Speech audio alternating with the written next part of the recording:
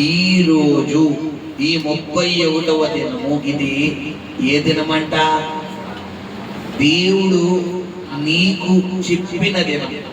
ఏంటి చెప్పిన దినం అంటే, ఈ జనవరి 1వ తారీఖు నుండి ఈ యొక్క 31వ తారీఖు వరకు ఏదైతే దేవునికి నువ్వు ఆయాసకరంగా చేశావో, నీ చూపు ద్వారా, మాట ద్వారా, తలంపుల ద్వారా, ఆలోచన ద్వారా, నీ యొక్క శరీర క్రియల ద్వారా, నీ భావోద్రేకాల ద్వారా దేవుడు చెయ్యొద్దు, వెళ్ళొద్దు, వినొద్దు, మాట్లాడొద్దు, తాగొద్దు అని ఏదైతే దేవుడు నీతో చెప్పాడో అవన్నీ నువ్వు చేసినందుకు గాను ఈ 31వ దినమున నువ్వు చేయవలసిన పని ఏంటి పిల్లరా? ప్రాయశ్చిత్తం. అంటే ఏంటి పిల్లరా? పరిహారము. దేవునికి నువ్వు పరిహారము చెల్లించున్నటువంటి దినమే ఈ దినమట. ఎలా పరిహారం చెల్లించాలి? 29వ వచనం చదవండి. అక్కడి నుంచి చదివితే మీకు అంత అర్థమవుతుంది. ఇది మీకు నిత్యమైన కట్టడ. ఇది మీకు నిత్యమైన కట్టడ. స్వదేశులు గాని మీ మధ్య నుండి పరదేశులకు గాని మీరందరూ 7వ నెల 10వ నాడు ఏ పని అయినను చేయక మిమ్మల్ని మీరు దుఃఖపరచుకొనవలెను. ఇక్కడ 7వ నెల 10వ నాడు అనేది ఇశ్రాయేలీయులకు కట్టడ. అయితే మనకిచ్చిన కట్టడ ఎప్పుడు పిల్లరా? ఈ 31వ దినం. మనల్ని మనం ఏం చేసుకోవాలంటే దుఃఖపరుచుకోవాలి. దుఃఖపరుచుకోవడం అంటే మనల్ని మనం కొట్టుకోవడమా? ఎప్పుడు మనకు దుఃఖం వస్తుంది? బాధను బట్టి వస్తుంది, అది కాదు. ఎప్పుడు వస్తుంది మనకు మనం దుఃఖం?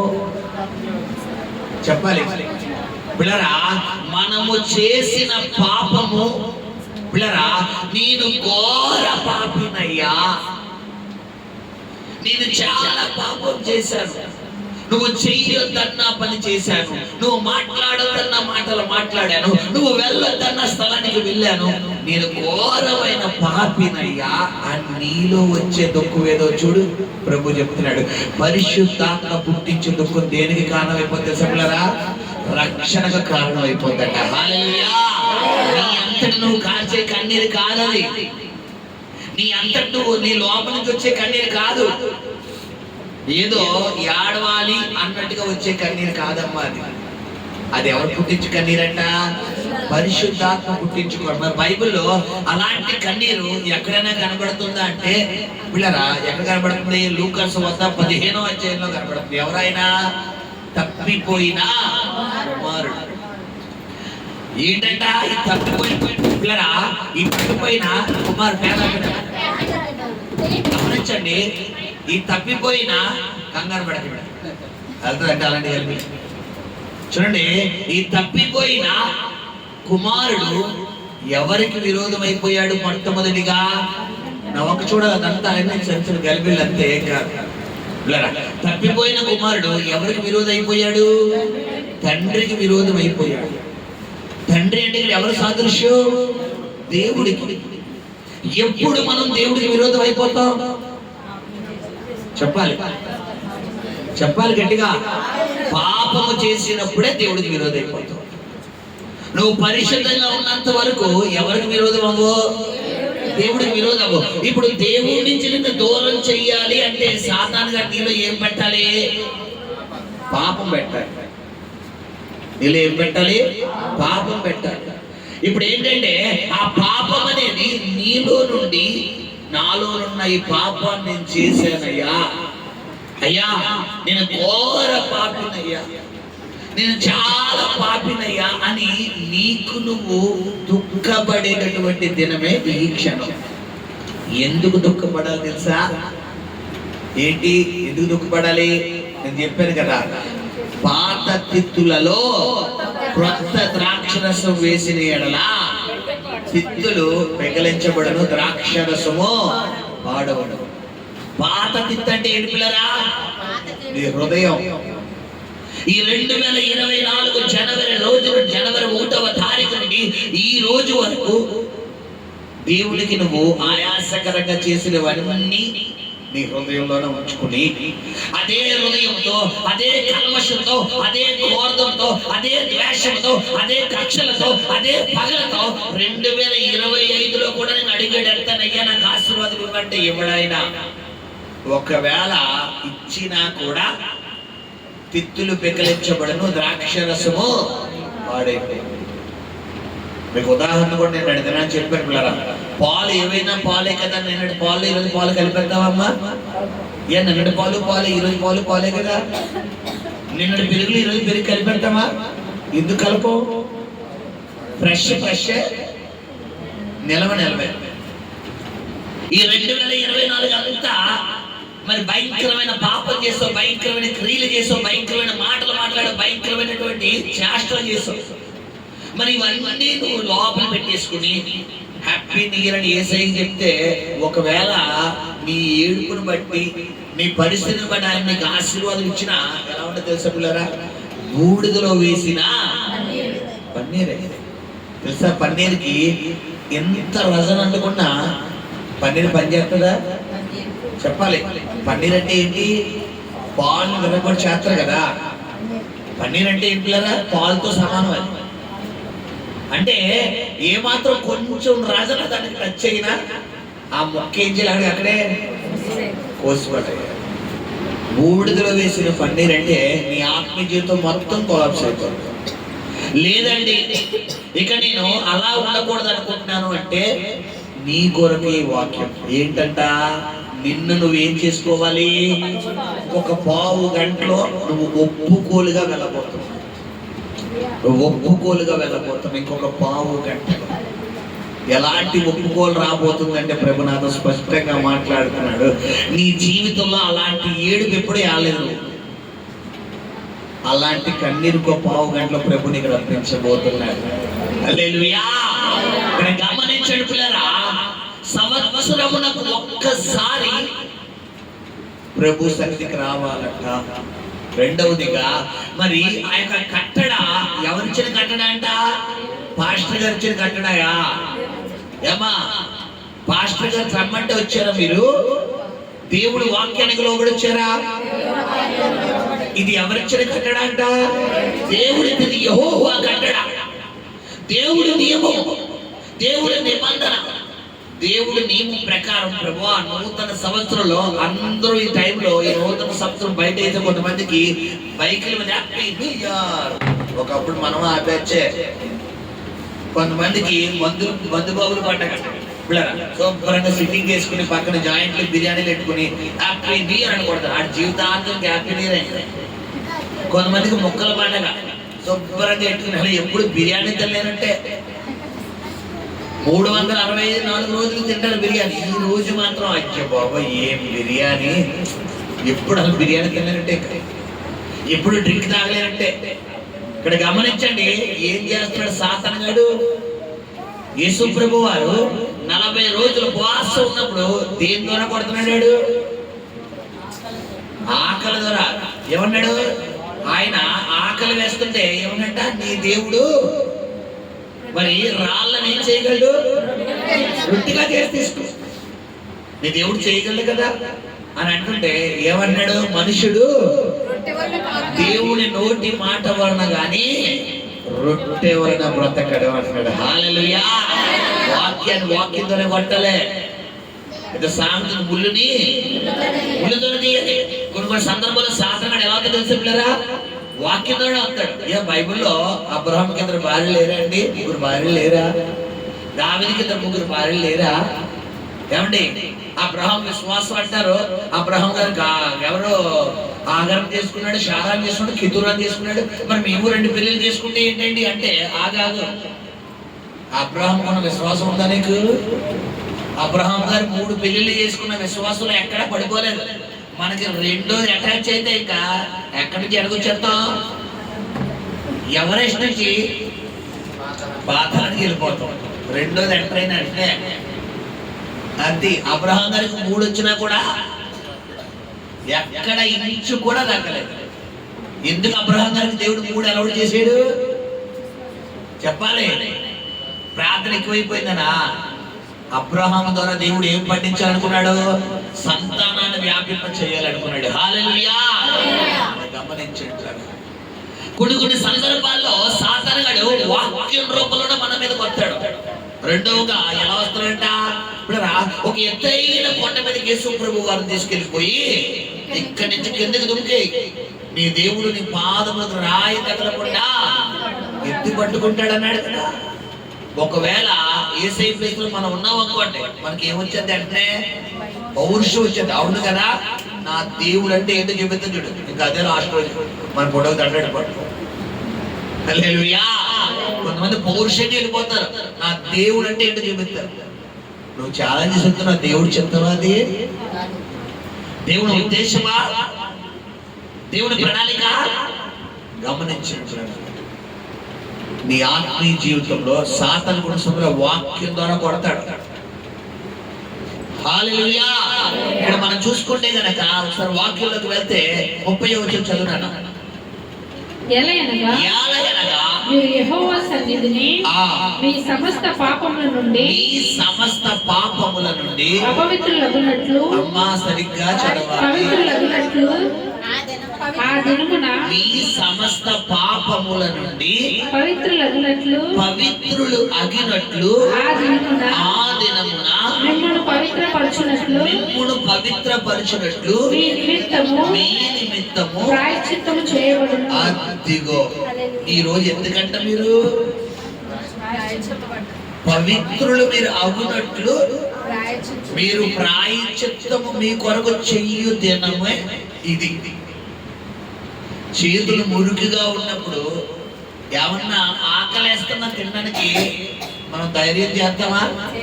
ఎందుకు? చేతులు మురుకుంది.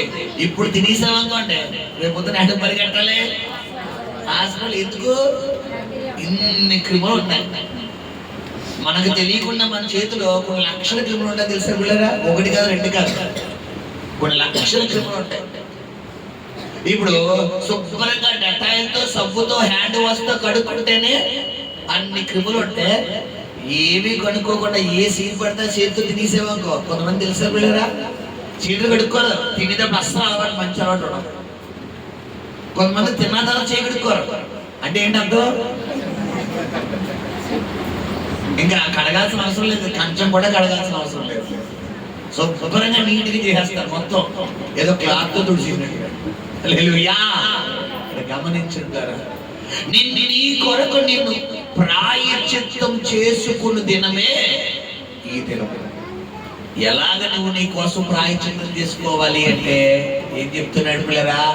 అది మీకు మహా విశ్రాంతి దినము. హల్లెలూయా. తర్వాత మిమ్మల్ని మీరు దుఃఖపరచుకొనవలెను. అదిగో మిమ్మల్ని మీరు ఏం చేసుకోవాలంట?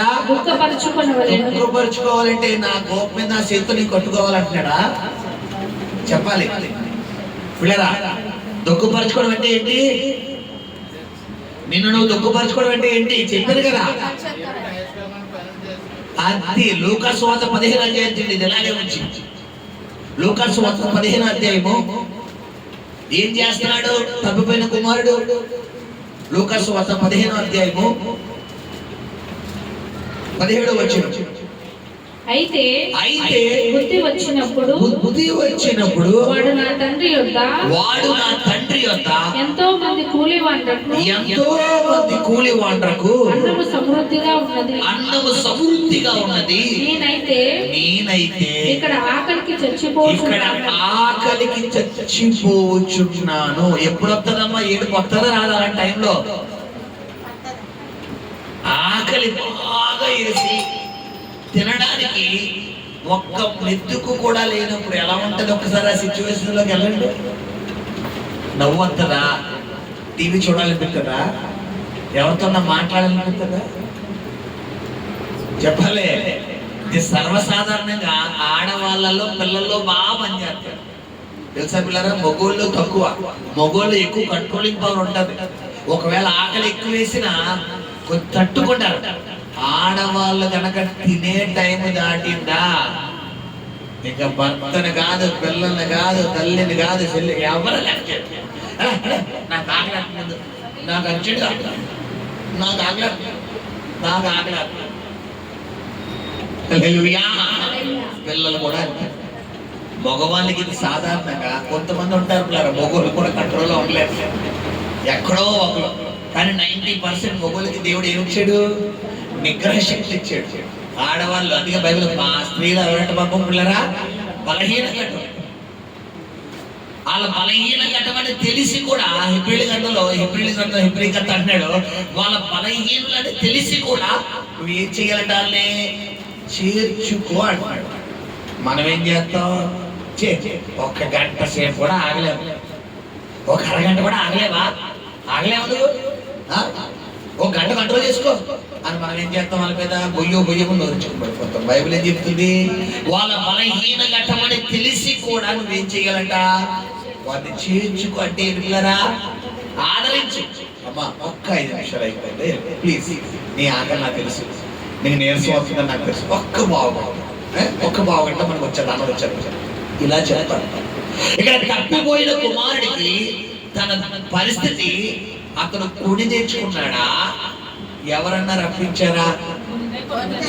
చెప్పాలి. కొన్ని సందర్భాల్లో మన సమస్యలు మనం కొని తెచ్చుకుంటామా? ఎవరన్నా రప్పిస్తారా? చెప్పాలి. మనం కొని తెచ్చుకుంటాం.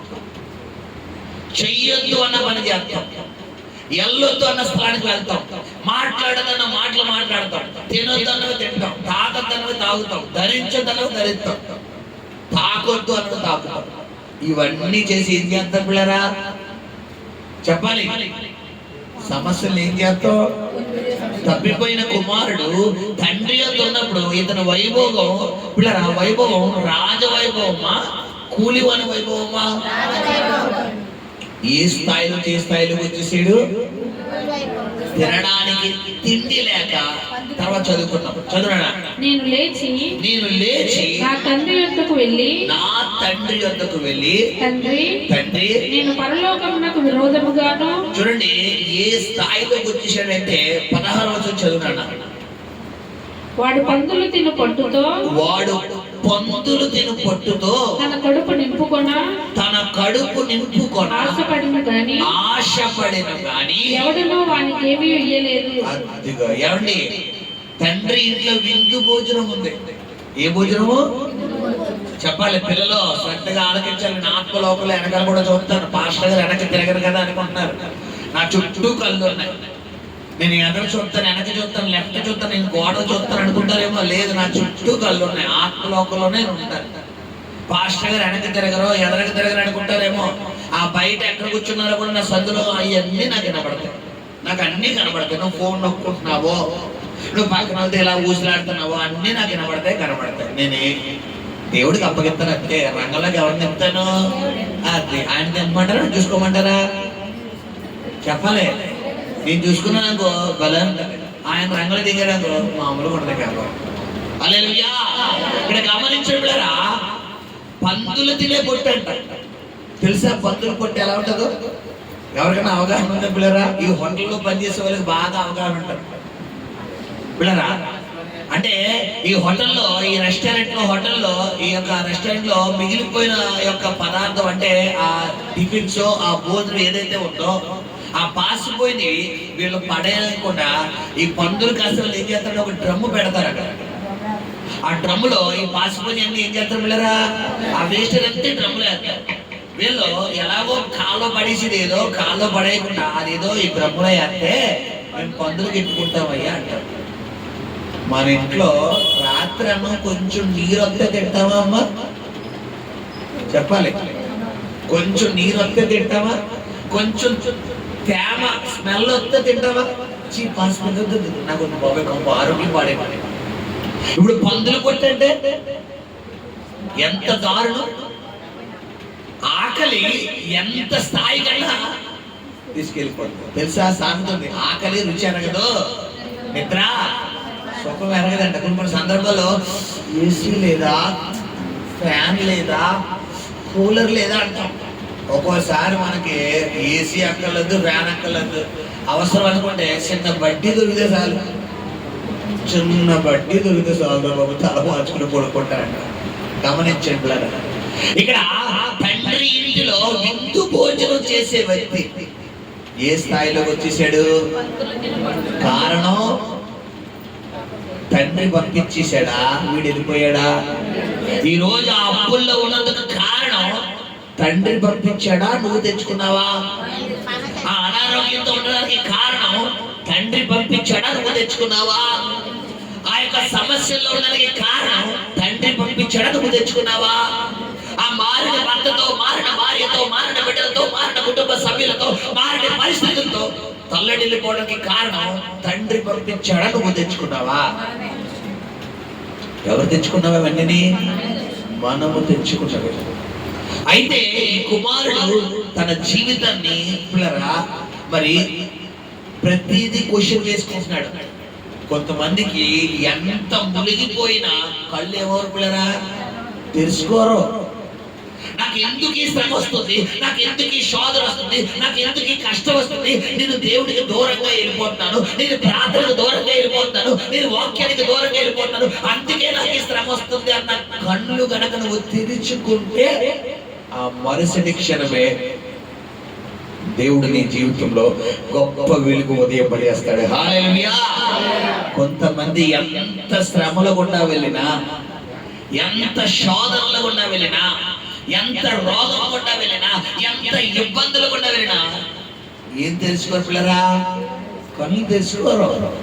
ఇక్కడ తప్పిపోయిన కుమారుడు ఆ భావం చెందినాడు అంటే కాదు, తనకు అర్థమైపోయింది. తండ్రితో ఉన్నప్పుడు ఆ గౌరవం, తండ్రితో ఉన్నప్పుడు ఆ సమృద్ధి, తండ్రితో ఉన్నప్పుడు ఆ నెమ్మది, తండ్రితో ఉన్నప్పుడు ఆ సమాధానం, తండ్రితో ఉన్నప్పుడు ఆ మనశ్శాంతి, తండ్రితో ఉన్నప్పుడు ఆ ఆరోగ్యం, తండ్రితో ఉన్నప్పుడు ఆ జీవితంతా తనకు అర్థమైంది.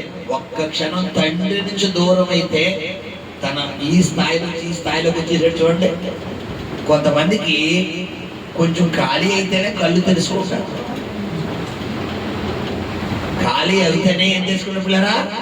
ఎందుకంటే కండ్లకి ఏ పొరలు ఉంటాయి? గర్వము అనే పొరలు, అహంభావము అనే పొరలు. నాకొచ్చు, నాకుంది, నాకు తెలుసు, నాకంటే ఈ పొరలు.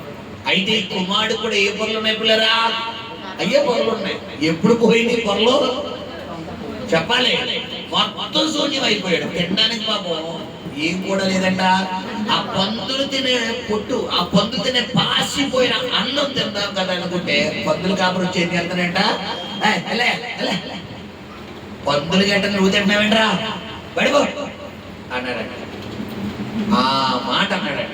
ఆ మాట అన్న తర్వాత నా జీవితం చివరికి పందుల పొట్టు తినడానికి కూడా నాకు అర్హత లేదు. ఎందుకు బతుకు, నా బతుకు బతికినా ఒకటే, సచ్చినా ఒకటే అని అనుకుంటూ ఇంకొక మాట అంటాడంటే. ఏంటా మాట? అయితే బుద్ధి వచ్చినప్పుడు, బుద్ధి వచ్చినప్పుడు ఎప్పుడు వస్తుందమ్మా బుద్ధి? చెప్పాలి. బుద్ధి అంతా అయిపోయింది అది రావడం కరెక్టా? సమస్య వస్తున్నప్పుడే రావడం కరెక్టా? చెప్పాలి. తప్పిపోయిన కుమారుడికి అంతా అయిపోయింది అది వచ్చింది. మరి మనకి ఇప్పుడు ప్రజెంట్ నువ్వు సమస్యలో ఉన్నా చూడు, ప్రభు నీతోనే మాట్లాడతాడు. శోధనలో ఉన్నా చూడు, ప్రభు నీతోనే మాట్లాడతాడు. వేదనలో ఉన్నా చూడు, ప్రభు నీతోనే మాట్లాడతాడు. నువ్వు కన్నులు తెరుచుకునే సమయం ఇది. నువ్వు ప్రభు వైపు చూసే సమయం ఇది. ప్రభు పాదాలు పట్టుకునే సమయం ఇది. ప్రభువా, ఇంకొక అరగంటలో నేను 2025 అడుగు పెట్టబోతున్నాను అయ్యా. ఇంకొక అరగంటలో నీ పాదాలు, ఈ అరగంట నేను పట్టుకుంటాను, నువ్వు నన్ను ఆశీర్వదించు అని నువ్వు అడిగే టైం. లేదండి, మీరు ఇలాంటి వాక్యాలు ఎన్ని చెప్పండి, ఈ చెవితో ఇని ఆ చెవితో వదిలేస్తానంటావా? 24 అంతా ఏడుస్తావు, 25 కూడా ఏడుస్తావు. లేదండి, ఇది నా కొరకే వచ్చింది, నేను ఇప్పుడే విడిచిపెట్టేస్తాను. ఇక నాకు ఆ మలినంతో కూడిన జీవితం వద్దు, ఆ పాపంతో కూడిన జీవితం వద్దు, ఆ యొక్క భయంకరమైన సాతాను క్రియలతో కూడిన జీవితం వద్దు, నేను ఇష్టమైన బిడ్డగా మారిపోతానండి అంటావా? ప్రభు చెబుతున్న మాట ఏంటంటే, అయితే కుమారునికి బుద్ధి వచ్చినప్పుడు, హల్లెలూయా, యెహోవా ఆత్మ జ్ఞాన వివేకమునకు ఆధారమైన ఆత్మ. మీలో ఎవరికైనా జ్ఞానము కొదువుగా ఉన్న ఎడలా అది నన్ను అడుగుడేది మీకు ఆయన ఎలా ఇస్తాడు పిల్లరా? ధారాళంగా ఇస్తాడండి. అడుగు వారికి ధారాళంగా ఇచ్చే దేవుడు, కొరత లేకుండా ఇచ్చే దేవుడు. కొంతమందికి తెలివితేటలు లేకే కుటుంబాన్ని చక్కబెట్టుకోవాలి. కొంతమందికి డబ్బు ఉంటుంది, ఎలా ఖర్చు పెట్టాలో తెలియదు. అసలు ఎలాగా ఆ డబ్బుని పిల్లరా మరి సరి చేసుకోవాలో తెలియదు. ఒకవేళ ఈ వాక్యం నీకే అనుకుంటున్నాను, లోపల నాకు ఇస్తున్న ప్రేరేపణ. ఒక పావు కేజీ కూరగాయలు తెచ్చుకుని ఇంట్లో నలుగురు తినొచ్చు, ఒక అర కేజీ లేదా పావు కేజీ. మనం ఏం చేస్తాం? కర్రీ పాయింట్కి వెళ్ళి ఒక 60 రూపాయలు కూర తెచ్చుకుంటాం. ఒక కర్రీ అయితే నలుగురు సరిపోద్దా? చెప్పాలి. ఒక 60 రూపాయలు కర్రీ తెచ్చుకుంటాం. పావు కేజీ కూరగాయలు అంటమ్మా 20 రూపాయలు. దాంట్లో గట్టిగా నూనె, గ్యాస్, ఇంకోటి గట్టి కొడతా 15 రూపాయలు వేసుకో. ఎంత సేవ్ అయిందండి మీకు? ఒక 20-25 రూపాయలు సేవ్ అవుతుందా లేదా? రోజుకి 25 అయితే నెలకి ఎంత అయిందమ్మా కదా? ఓన్లీ ఒక కూర విషయంలోనే. టిఫిన్, కొంతమంది ఇంట్లో టిఫినే వండరు ఆడవాళ్ళు. తెచ్చేయి బయట నుంచి, తెచ్చేయి. రోజుకి 50 రూపాయలు, నెలకి ఎంత అయింది? 1500. రోజుకు కూరకు 25 రూపాయలు వేసిపోయి, టిఫిన్కో 50 వేసిపోయింది. పిల్లరా గమనించండి, అయిపోయింది. కొంతమంది ఇంకా మహామనులు అన్నం కూడా వంట తెచ్చే రైస్ అంటారు. అయ్యి బాబోయ్, మామూలు గుట్టు కాదమ్మోయ్. పిల్లరా కొంతమంది తెచ్చే బిర్యానీ టమోటా నీకోసమే ఉంది. గమనించండి, ఊరికినే రాలేదు అన్ని స్విగ్గీలు జొమాటోలు, మళ్ళా అక్కడ కోసం వచ్చినాయి. పిల్లరా అంటే కొంతమంది కర్రీ పాయింట్ కూడా వెళ్ళలేదు కదా, ఫోన్ ఉంది కదా, టక్క మనం కొడతారు. ఆడికి వెళ్ళి తీసుకుంటే 10 రూపాయలే, నీకు ఇంటికి వస్తే 100 రూపాయలు. 100 అయినా పర్వాలేదు. మరి ఇంట్లో పొయ్యి దగ్గరికి వెళ్ళి ఉల్లిపాయలు కొయ్యాలి, పచ్చిమిరకాయలు కొయ్యాలి, కూరగాయలు కొయ్యాలి, చెయ్యాలి. ఇదంతా ఎక్కడ పని? అది డబ్బులు ఒప్పిడి చేయడం తెలియదు.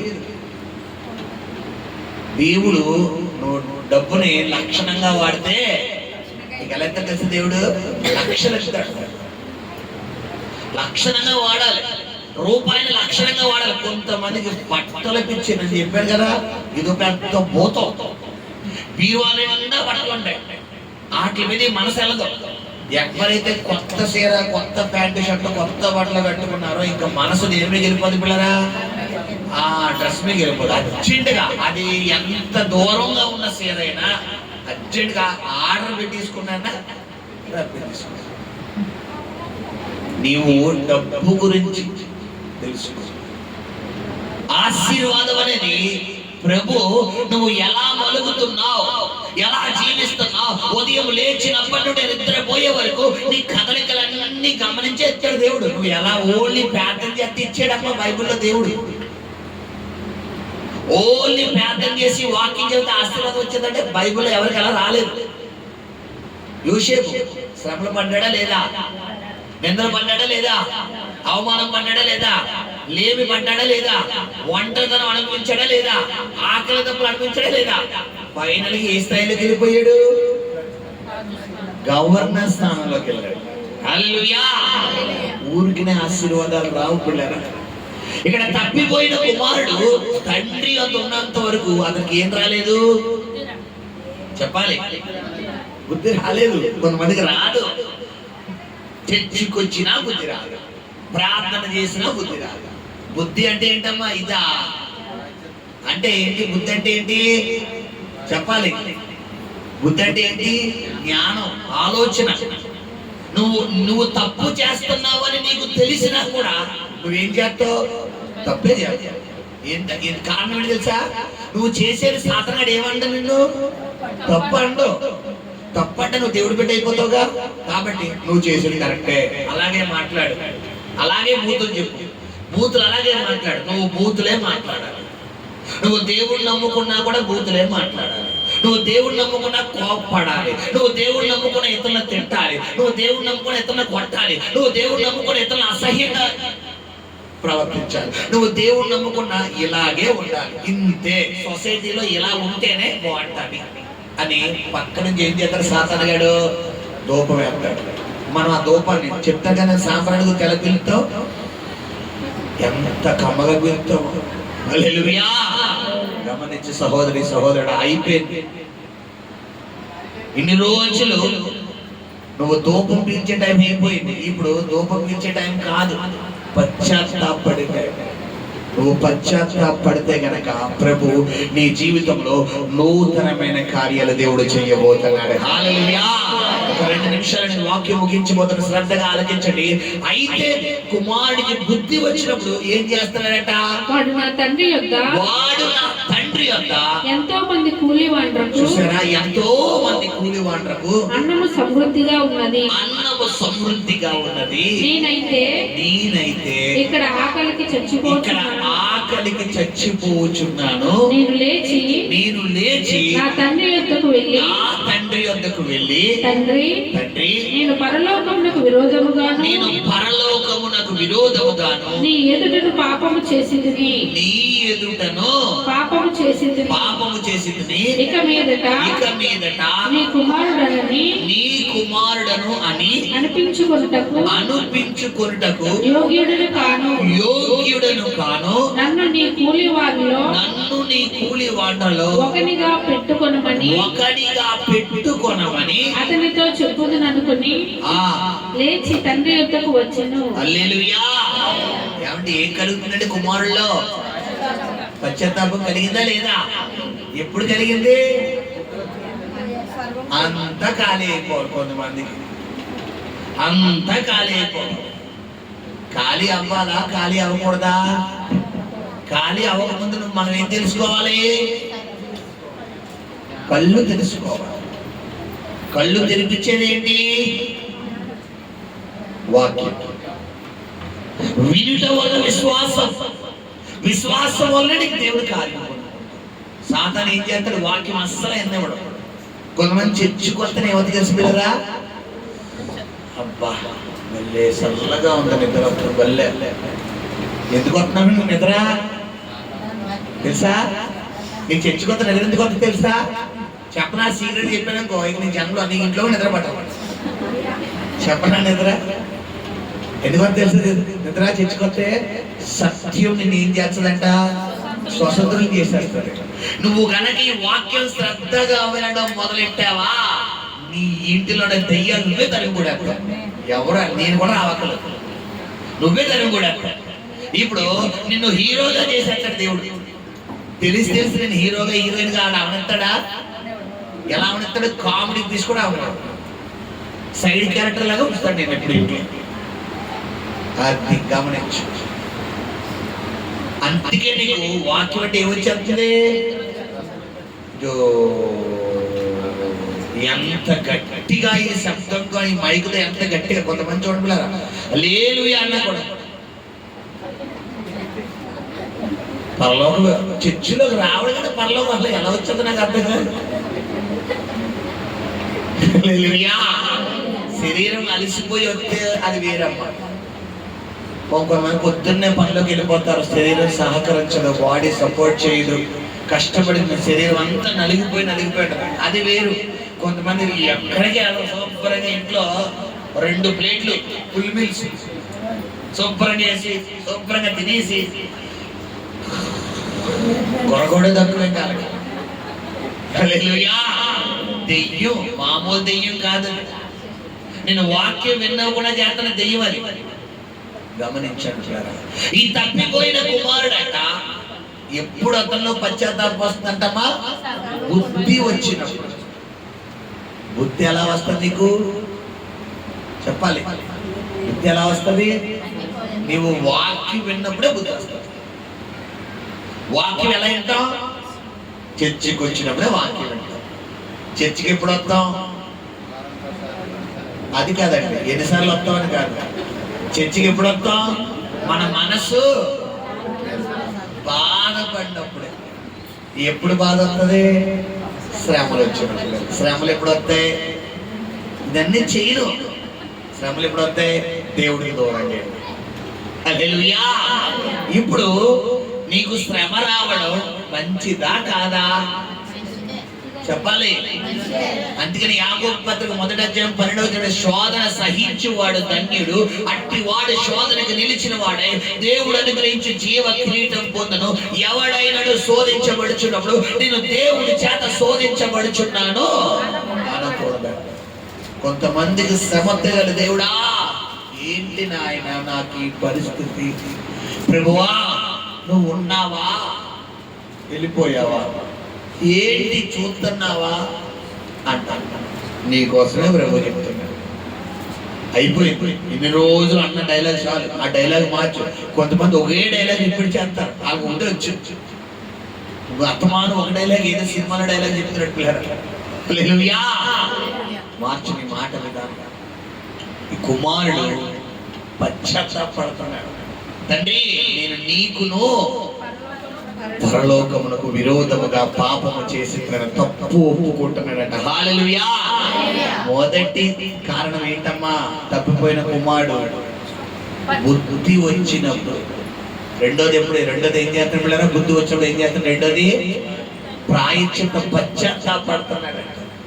రెండవది ఈ రెండు ఎప్పుడైతే ఇతరులో కలిగినాయో తండ్రి అట్లా 4 ఇస్తున్నాడు. అవి టక్కమని చదవండి, చదవాలి. 15వ అధ్యాయంలో అమ్మా, అయితే తండ్రి నా దాసులను చూచి ప్రశస్త వస్త్రము త్వరగా తెచ్చి వీనికి కట్టి వీని చేతికి ఉంగరము పెట్టి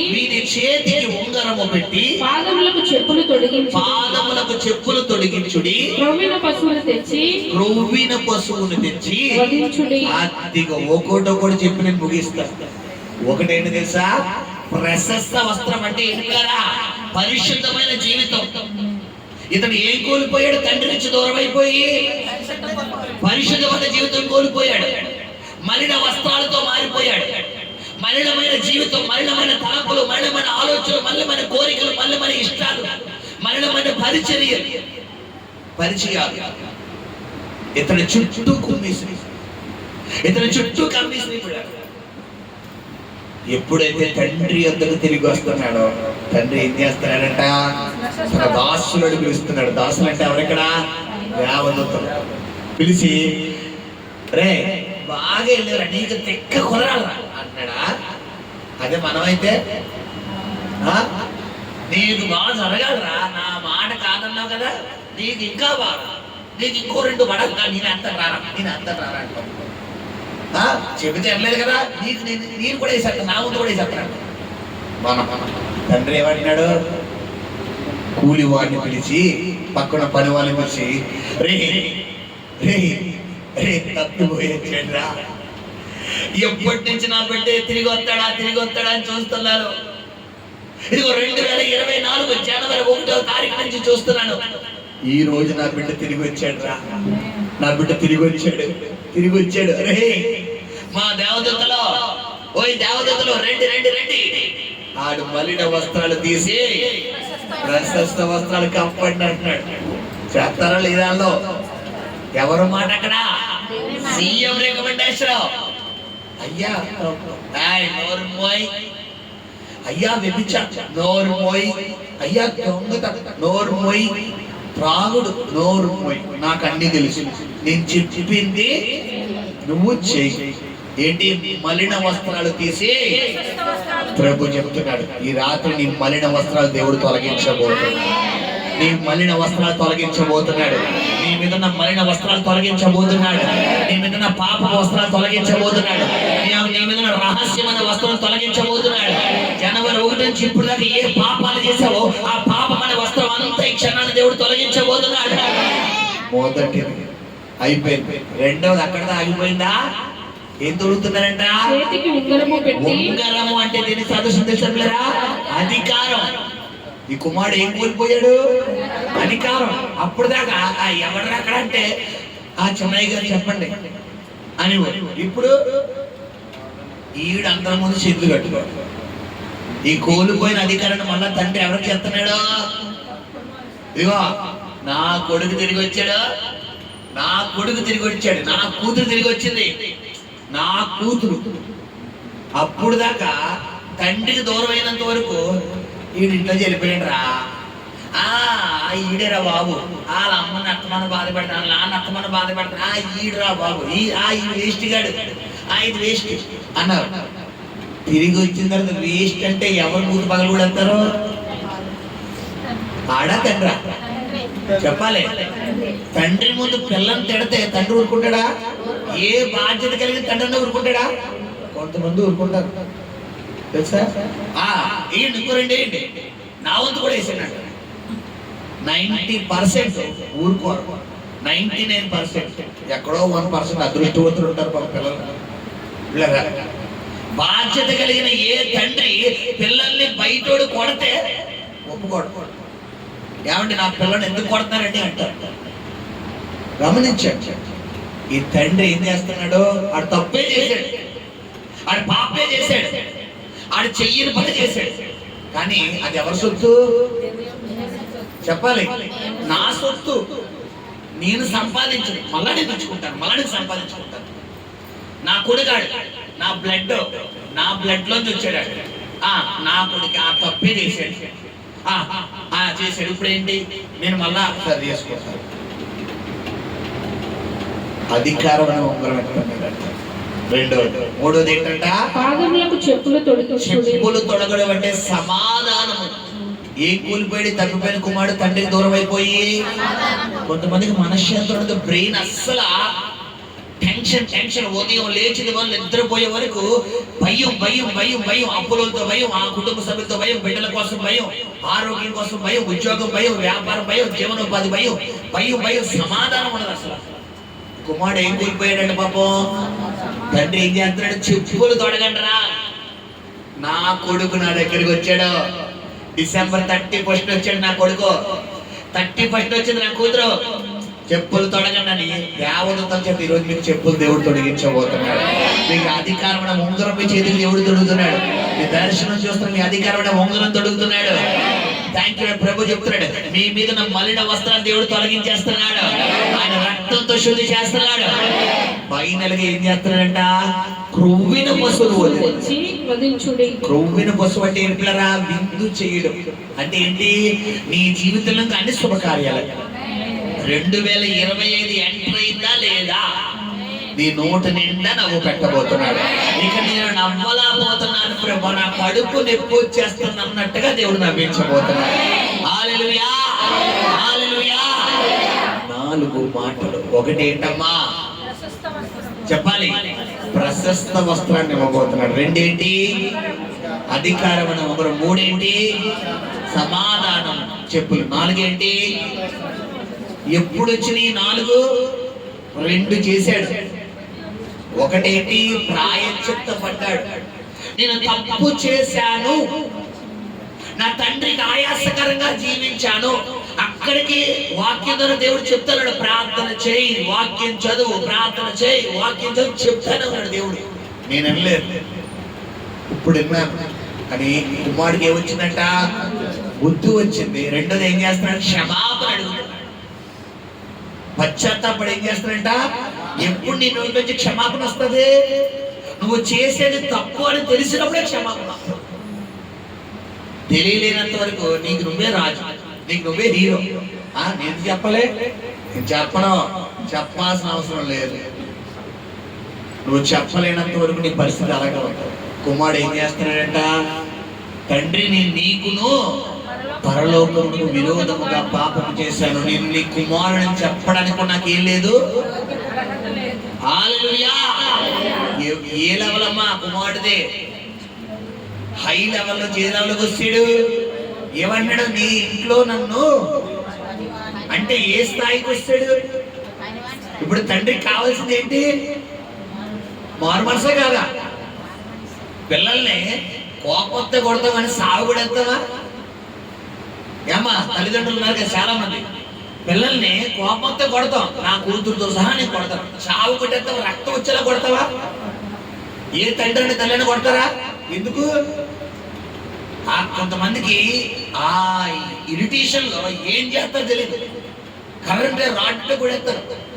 వెనకడకు సహోదరుడు అలాగే, ఆవిడేమో కువైట్ లో ఉంటది, ఈయనేమో కొడుకు ఇంట్లో ఏదో ఒక 500 కానీ దుబ్బిసాడట. ఆ విషయం పిల్లరా అలా భర్త గారు చెప్పారంట. ఈ భర్త గారు ఏం చేశారంటే ఒక రాడ్ ఇచ్చుకుని కొరడు కొడుకుని కూడా కన్ను గుడిపోయింది. గుడ్డోడు బాబుడు ఒక్కడుతున్నాడు. హాస్పిటల్ తీసుకెళ్తే కన్ను పని చేయాలన్నాడు. 500 కోసం ఏం చేశాడు మహానుభావుడు. కొంతమంది మెంటలు ఎక్కువ, ఏం చేస్తా తెలియదు. నీ కోపం దేవుడి నీతిని నెరవేర్చుకో. 2024 నువ్వు నిర్ణయం తీసుకో, నా కోపం వదిలేస్తున్నాను అయ్యా, నేను ఇంకా కోపం కోపం ఎక్కువ అవడం కూడా ఏమని తెలుసా మనకి, బీపీ వచ్చేస్తారు. హై బీపీ రావడానికి కారణం ఏంటనుకుంటున్నారు? కోపమే. నీ తల్లో నరాలన్నీ బదులైపోతాయి. కొంతమందికి ఇరిటేషన్ ఎక్కువ, షార్ట్ టెంపర్, ఈజీగా వచ్చేది. కొంతమందికి తుమ్మితే ఊడిపోయే బుక్క, కొంతమందికి అంటే ఇట్టే వచ్చేది కోపం. ఊవన్న కోపం, ఆడిన కోపం, కూర్చున్న కోపం, నుంచున్న కోపం, మాట్లాడిన కోపం, మాట్లాడకపోయినా ఫోన్ ఎత్తున కోపం, ఎత్తపోయిన కోపం, వెళ్ళిన కోపం, రాపోయిన కోపం. కారణం 2024 చేసింది చాలు. 25లో నువ్వు నిర్ణయం తీసుకో. ప్రభువా, నాకు ఆ జీవితం వద్దయ్యా. తప్పిపోయిన కుమారుడు తన తప్పును తెలుసుకున్నాడుగా, నేను కూడా నా తప్పును తెలుసుకుని నీ పాదం దగ్గరికి వస్తున్నాను, నీ సన్నిధిలో ఒప్పించుకుంటున్నాను, పూర్తిగా సరెండర్ అయిపోతున్నాను అయ్యా, నీ చిత్తానికి సరెండర్ అయిపోతున్నాంటావా? నిలబడి 2 చేతులు పైకి నిలబడి కళ్ళు మూసుకుందాం. Thank you, glory.